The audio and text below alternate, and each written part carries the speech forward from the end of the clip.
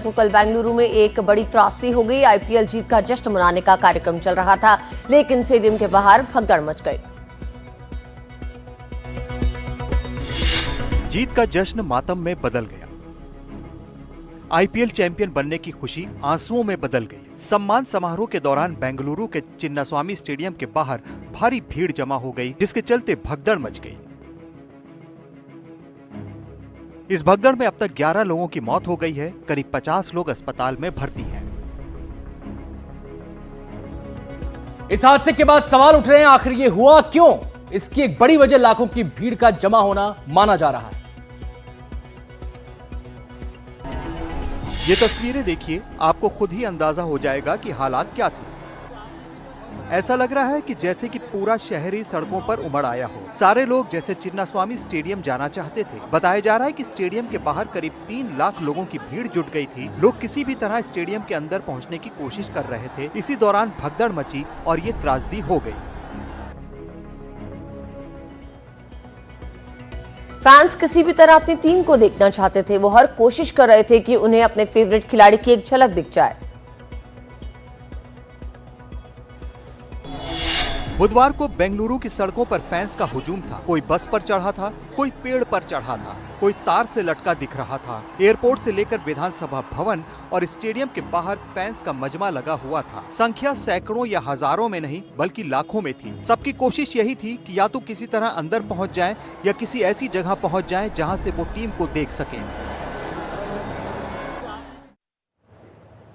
यह भगदड़ बेंगलुरु के चिन्नास्वामी स्टेडियम के बाहर हुई। यहां दोपहर से ही लोगों की भीड़ जमा होनी शुरू हो गई। बेंगलुरु के चिन्नास्वामी स्टेडियम की क्षमता 40,000 की है, लेकिन लाखों की भीड़ अंदर जाना चाहती थी। उम्मीद से ज्यादा करीब 3 लाख लोग स्टेडियम पहुंच गए। गेट के पास अचानक हालात आउट ऑफ कंट्रोल होने लगते हैं। वहां भगदड़ मच जाती है। लोग एक दूसरे पर गिरने लगते हैं, कुछ लोग बेहोश हो जाते हैं। इस दौरान कुचलने और चोट लगने से कुछ लोगों की मौत हो जाती है। इस हादसे के बाद ये कहा जा रहा है कि जितना इंतजाम होना चाहिए था वो नहीं था। पुलिस लगी थी, लेकिन संख्या बहुत कम थी। कार्यक्रम के दौरान खराब मैनेजमेंट के लिए आयोजकों पर सवाल उठाए जा रहे हैं। पुलिस को भीड़ को नियंत्रित करने में काफी मशक्कत करनी पड़ी। पुलिस को हल्का बल का भी प्रयोग करना पड़ा। बाद में तस्वीरों में पुलिस वाले घायलों और बेहोश हुए लोगों को एम्बुलेंस में डालकर पास के अस्पतालों में ले जाते हुए दिखे। लेकिन सवाल ये है कि तैयारियां पूरी क्यों नहीं थी? कार्यक्रम की इतनी जल्दी क्या थी?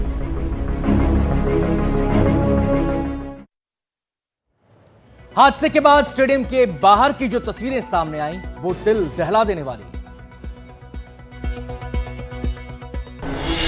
कोई डर के मारे अपनी जान बचाने के लिए भाग रहा था, कोई दूसरे की मदद करने की कोशिश कर रहा था। बच्चों और महिलाओं के चेहरे पर खौफ छा गया। लोग इस दौरान एक दूसरे की मदद करते दिखे।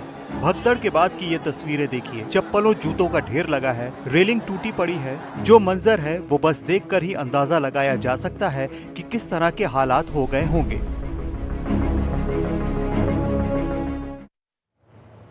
कर्नाटक के मुख्यमंत्री ने भगदड़ की मैजिस्ट्रेट जांच के आदेश दिए हैं। मृतकों के परिजनों और घायलों के लिए मुआवजे का ऐलान भी किया है। इस भगदड़ में कई परिवार उजड़ गए। कुछ लोग इस दुनिया से चले गए, कई लोग घायल हैं। कर्नाटक के सीएम सिद्धारमैया ने पीड़ितों के लिए मुआवजे का ऐलान किया है। मृतकों के परिजनों को 10 लाख रुपए की मदद दी जाएगी। घायलों का अस्पताल में मुफ्त इलाज होगा। इसके अलावा घटना की मजिस्ट्रेटी जांच के आदेश दे दिए गए हैं और 15 दिन का समय दिया गया है। बेंगलुरु की घटना पर पीएम नरेंद्र मोदी ने शोक जताया है। उन्होंने एक्स पर एक पोस्ट की है। बेंगलुरु में हुए हादसे से पूरा देश दुखी है। इस हादसे ने खुशी के मौके को गम में बदल दिया। प्रधानमंत्री नरेंद्र मोदी ने एक एक्स पोस्ट में घटना पर शोक जताया है। उन्होंने लिखा कि बेंगलुरु में हुई दुर्घटना बहुत ही दुखद है। इस दुखद घड़ी में मेरी संवेदनाएं उन लोगों के साथ हैं जिन्होंने अपने प्रियजनों को खो दिया है। मैं प्रार्थना करता हूँ कि जो लोग घायल हुए हैं वो जल्द स्वस्थ हो जाएं। बेंगलुरु में जो हुआ उसने टीम की जीत की खुशी को फीका कर दिया। टीम के पूर्व कैप्टन विराट कोहली ने इस पर दुख भी जताया। 18 सीजन के इंतजार के बाद विराट कोहली का सपना पूरा हुआ था। सबने देखा था कि जब बेंगलुरु की टीम ने चैंपियनशिप जीती तो वो कैसे भावुक हो उठे थे। जीत की खुशी मनाना शुरू ही हुआ था कि दुख ने आ घेरा। विराट ने सोशल मीडिया पर अपनी फ्रेंचाइजी का पोस्ट शेयर करते हुए लिखा है, at a loss for words, absolutely gutted, यानी मेरे पास शब्द नहीं है, पूरी तरह से टूट गया हूँ। खबर यूपी की राजधानी लखनऊ से, जहां घर में घुसकर एक युवक की हत्या कर दी गई।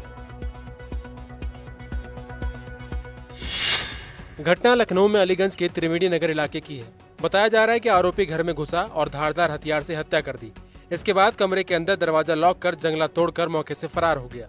मौके पर पहुंची पुलिस ने सारे सबूत जुटाने की कोशिश की। बताया जा रहा है कि मृतक बाबूलाल के ही रिश्तेदार ने ये काम किया है। पुलिस के मुताबिक हत्यारे की पहचान हो चुकी है और उसकी तलाश की जा रही है। असम समेत पूरे उत्तर पूर्व भारत में बाढ़, बारिश, लैंडस्लाइड ने हाहाकार मचा रखा है। सबसे बुरा हाल असम का हो गया है। असम में हालात सामान्य होने का नाम नहीं ले रहे। यहाँ की नदियां उफान पर हैं। करीब करीब पूरा राज्य ही बाढ़ की त्रासदी झेल रहा है। राज्य के 21 जिले बाढ़ प्रभावित हैं। 7.25 लाख से ज्यादा लोग प्रभावित हैं। 41,000 से ज्यादा लोग राहत शिविरों में हैं। करीब 1,500 गांव में पानी घुस गया है। 29 मई के बाद से यहाँ 19 लोगों की मौत हो चुकी है। असम के लखीमपुर में भी हालात बेहद खराब हैं। यहां बारिश और बाढ़ लोगों की जिंदगी में परेशानी बढ़ा रही है। ये वीडियो असम के लखीमपुर इलाके का है। सैलाब की ये रफ्तार इतनी तेज है कि इंसान तो इंसान किसी को भी बहा ले जाने पर बेताब है। तेज रफ्तार सैलाब का साइड इफेक्ट देखिए। सैलाब के बीच सीना ताने खड़ा ये घर भी डगमगा रहा है और थोड़ी ही देर बाद घर सैलाब में धराशायी हो गया। घर को सैलाब अपनी आगोश में ले गया। असम के लखीमपुर में सभी इलाकों का बस यही हाल है, सैलाब, सैलाब और सिर्फ सैलाब। आसमानी आफत से असम में हालात गंभीर बने हुए हैं। भारी बारिश के बाद अधिकतर इलाके जलमग्न हैं। श्रीभूमि इलाके का भी बुरा हाल है। बारिश थमी हुई है लेकिन हालात जस के तस बने हुए हैं। जहाँ भी नजरें जाती हैं सिर्फ पानी ही पानी नजर आता है। सैलाब जिंदगी पर भारी है। घर पानी के आगोश में है। सड़कों पर जलभराव है। जहाँ भी जाओ सिर्फ पानी ही पानी है। ये वीडियो असम के श्रीभूमि का है। आप अंदाजा लगा सकते हैं कि हालात किस कदर बद से बदतर है। यहाँ भारी बाढ़ से 2.5 लाख से भी ज्यादा लोग प्रभावित हैं। तो असम के ज्यादातर इलाके बाढ़ बारिश की मार झेल रहे हैं। जिस इलाके की तस्वीर देखिए वहां से हाहाकारी दृश्य ही नजर आते हैं। आपको मोरी गांव की ये रिपोर्ट दिखाते हैं। ये वीडियो असम के मोरीगांव इलाके का है। पूरा इलाका जलमग्न है। सैकड़ों लोगों पर भारी संकट है। ना तो इलाके से बाहर निकलने का रास्ता बचा है, ना ही इलाके में प्रवेश करने के लिए कोई सड़क या गली बची है। दूसरी तस्वीर देखिए। सैलाब के संकट के बीच लोग कैसे अपनी जिंदगी गुजारने को मजबूर हैं। ये वीडियो भी ड्रोन से लिया गया है। ऊंचाई वाली थोड़ी सी जमीन बची है जहां कुछ परिवार जिंदगी बसर करने को मजबूर है। सिक्किम ने पिछले कुछ दिनों में हुई भारी बारिश और बाढ़ की वजह से भारी तबाही का सामना किया। यहां लापता लोगों की तलाश के लिए सेना बड़ा अभियान भी चला रही है। उत्तरी सिक्किम में मौसम ने सबसे ज्यादा तबाही मचाई है। भूस्खलन के बाद सेना का पूरा शिविर गायब हो गया। बहुत सारी सड़कें बह गईं। कुछ बेहद खराब हाल में हैं। लापता लोगों की तलाश के लिए चाटन में लैंडस्लाइड वाली जगह भी तलाशी ली गई। क्षेत्र में पर्यटन का मुख्य केंद्र लाचेन गांव पूरी तरह से कट गया है। सेना ने गांव तक पैदल रास्ता बनाया है। यहां 100 से ज्यादा सैलानी फंसे हुए हैं। उत्तराखंड में रुड़की के मंगलौर कोतवाली क्षेत्र में बेकाबू कार नहर में जा गिरी। इस हादसे में कार चला रहे शख्स की मौत हो गई। पानी में डूबी कार और उसमें जूझते लोग। शव को निकालने के लिए इन लोगों को काफी जद्दोजहद करनी पड़ी। नहर की पटरी पर दौड़ रही कार काफी तेज स्पीड में थी। कार सवार उत्तर प्रदेश के मैनपुरी जिले का रहने वाला था। वो रुड़की से मुजफ्फरनगर जा रहा था। पुलिस और आपदा राहत दल की मदद से शव को निकालकर पोस्टमार्टम के लिए भेजा गया। मृतक के परिजनों को भी हादसे की जानकारी दी गई। नोएडा में एक लग्जरी गाड़ी से स्टंट करने के 2 आरोपी गिरफ्तार किए गए हैं। कार्रवाई सेक्टर 126 थाने की पुलिस ने की। गाड़ी को भी सीज कर लिया गया है। रईसी के नशे में चूर ये युवा देर रात एमिटी यूनिवर्सिटी के गेट नंबर 1 के पास खतरनाक तरीके से गाड़ी चलाते नजर आए। इनके स्टंट के दौरान दोनों तरफ से गाड़ियां आती जाती रहीं। लोग इन हरकतों से परेशान होते रहे। नोएडा पुलिस ने मामले में कार्रवाई की है। वायरल वीडियो के आधार पर दोनों आरोपी गिरफ्त में लिए गए हैं। गाड़ी भी सीज की गई है। खबर राजस्थान से, जहां अलवर में एक अजीबोगरीब मामला सामने आया है। यहां शादी में 14 लाख रुपए की माला के चक्कर में अपराधियों ने लूट को अंजाम दिया। नुकसान उसका हो गया जो किराए पर पैसों की माला देने का काम करता था। अलवर के चूहड़पुर गांव में आमिर की शादी थी। बारात की शान बढ़ाने के लिए दूल्हे के लिए नोटों की माला भी लाई गई। किराए की इस माला में 14,50,000 रुपए जड़े हुए थे। निकाह हो गया, खाना पीना हो गया और जब पैसों का मालिक माला लेकर वापस जाने लगा तो उसके पैसे लूट लिए गए। ये घटना 1 जून की है। लूट के शिकार शाद ने घटना की जानकारी पुलिस को दी। अब पुलिस आरोपियों की पहचान करने में जुटी है। रांची में आदिवासी संगठनों के लोग फ्लाईओवर रैंप बनाए जाने का विरोध कर रहे हैं। बताया जा रहा है कि रैंप जिस जगह बन रहा है उसके पास ही आदिवासियों का पवित्र स्थल है।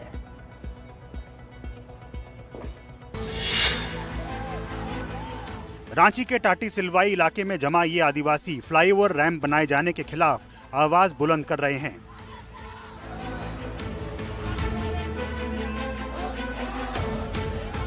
दरअसल फ्लाईओवर रैंप सरना स्थल के पास बनाया जा रहा है, जो आदिवासियों के लिए पवित्र जगह है।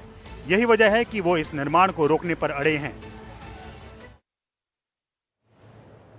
और अब एक खुशखबरी, प्रधानमंत्री मोदी 6 जून यानी शुक्रवार को चेनाब रेल पुल का उद्घाटन करेंगे।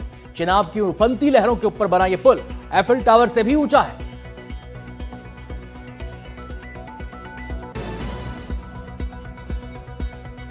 ये दुनिया का सबसे बड़ा रेल पुल है। नदी के तल से 359 मीटर की ऊंचाई वाला ये पुल कुतुब मीनार से लगभग 5 गुना ऊंचा है। फ्रांस के एफिल टावर से भी ऊंचा है। 1315 मीटर लंबा ये पुल भारतीय इंजीनियरिंग की क्षमता की नई मिसाल है। ये पुल इतना मजबूत है कि 250 किलोमीटर की रफ्तार से चल रही हवाओं को झेल सकता है। यही नहीं, ये पुल बड़े भूकंप का सामना करने में भी सक्षम है। स्टील का ये पुल जम्मू कश्मीर के रियासी जिले के बक्कल और कौड़ी गाँव को जोड़ेगा। अब बात करते हैं ओडिशा के पुरी की, जहां रथ यात्रा की तैयारियां जोरों पे हैं। पुरी में वार्षिक रथ यात्रा की तैयारियां जोरों पर है। कारीगर रथ बनाने में जुटे हैं। ये रथ बनाना भी एक अद्भुत कला है। सैकड़ों साल की परंपरा और कारीगरी का नमूना है। हिंदू पंचांग के अनुसार इस साल जगन्नाथ रथ यात्रा की शुरुआत 27 जून से होने वाली है। ये यात्रा 5 जुलाई तक चलने वाली है। इस यात्रा में भगवान जगन्नाथ के साथ साथ उनके बड़े भाई बलभद्र और बहन सुभद्रा तीनों अलग अलग रथों पर सवार होते हैं। बात करेंगे अयोध्या की। अयोध्या में भगवान रामलला के दरबार में विराजमान होने से पहले देश भर से भक्त तरह तरह से अपनी भक्ति का सबूत दे रहे हैं। एक भक्त सोने चांदी से बना धनुष अर्पित करने पहुंचा। सोने और चांदी से बने इस धनुष का वजन करीब 14 किलो है। हैदराबाद निवासी श्रीनिवासन ने यह भेंट भगवान के चरणों में चढ़ाई है। श्रीनिवास शास्त्री ने पहले भी राम मंदिर को सोना और चांदी दान किया है। जब रामलला भव्य महल में विराजमान हुए तब उन्होंने चांदी और सोने की बनी चरण पादुका भेंट की थी। सुप्रीम कोर्ट के फैसले के बाद जब राम मंदिर निर्माण बनाने की राह साफ हुई तब भी उन्होंने 8 किलो चांदी की एक ईंट रामलला को अर्पित की थी। 7 जून को ईद अल अजहा यानी बकरीद का त्योहार है। जगह जगह बकरा मंडी लगी है। बकरों की डिमांड खूब बढ़ गई है। एक बकरे की कीमत तो लाखों में पहुंच गई। दिल्ली के जामा मस्जिद इलाके में बकरा मंडी लगी हुई है। माना जा रहा है कि इस बकरे की कीमत 16 लाख तक जा सकती है, क्योंकि कहा जा रहा है कि बकरे के ऊपर अल्लाह लिखा हुआ दिखाई दे रहा है। यह भी कहा जा रहा है कि इसके सीने पर चांद भी बना दिखाई देता है।